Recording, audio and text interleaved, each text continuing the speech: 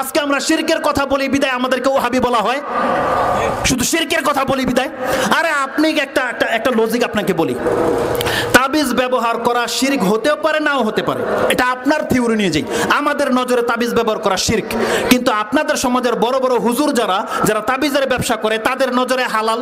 তারা না হালাল না হলে হারাম ব্যবসা করে, তাহলে তাদের কাছে হালাল, ধরে নিলাম তাদের কাছে হালাল।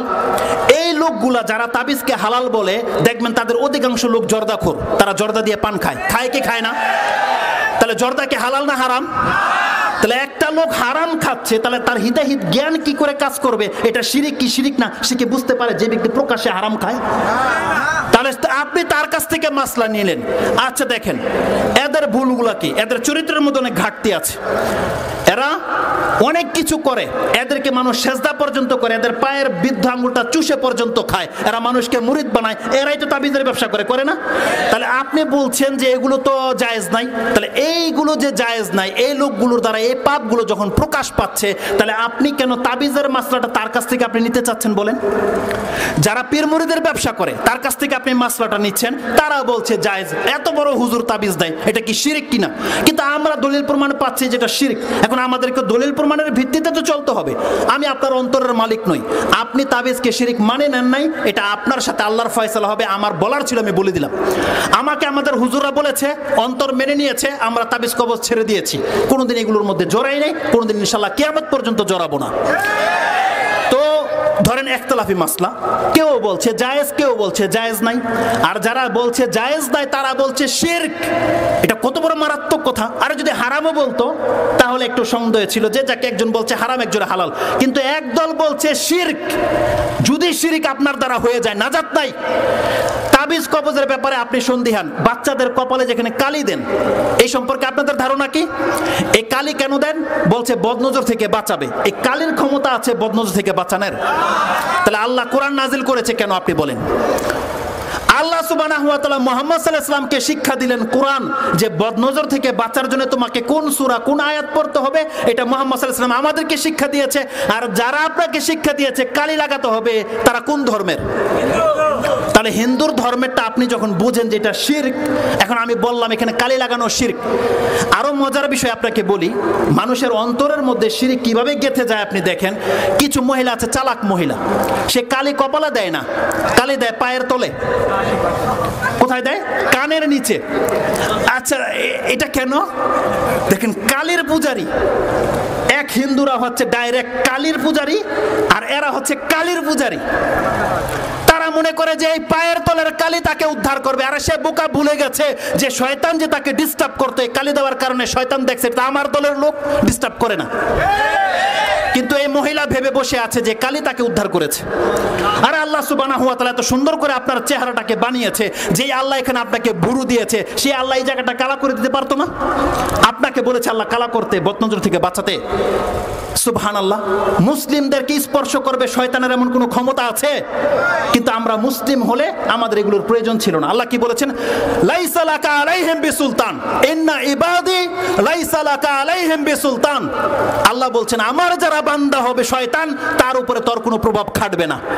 এই জন্য দেখেন যারা আল্লাহর বান্দা, তাদের বাচ্চা কালি মুক্ত, তাদের বাচ্চা তাবিজ মুক্ত, তাদের বাচ্চা ওই যে কায়তন যেটা, এই সুতা মুক্ত, কারণ তারা আল্লাহর বান্দা, তারা আল্লাহর ভরসায় চলে।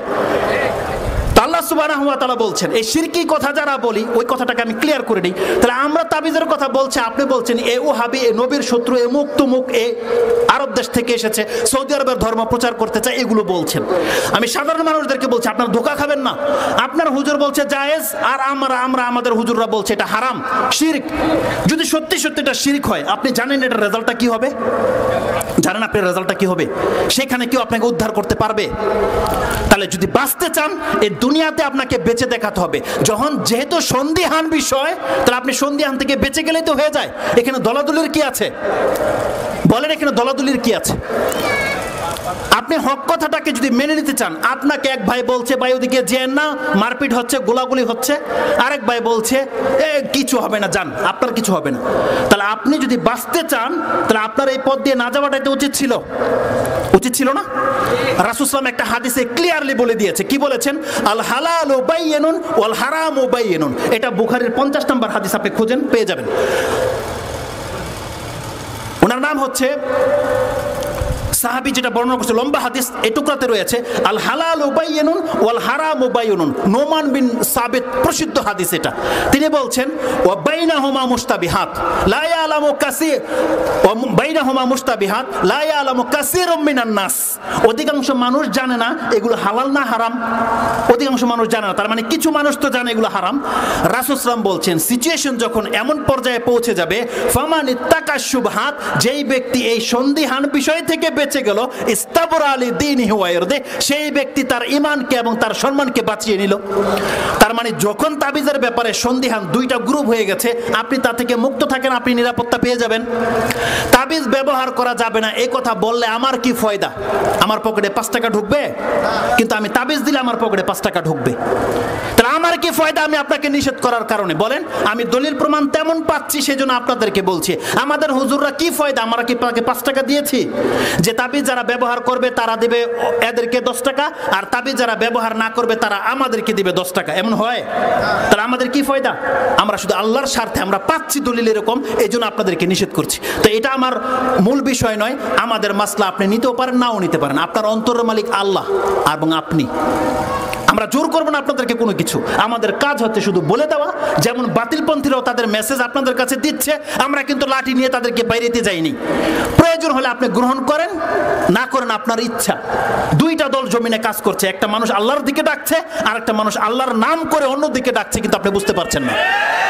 আপনাকে বুঝতে হবে কাদের কথাগুলো কোরআন ভিত্তিক, আপনাকে বুঝতে হবে। এই জাস্টিফাই আপনাকে করতে হবে। আল্লাহ আপনাকে বিবেক দিয়েছে।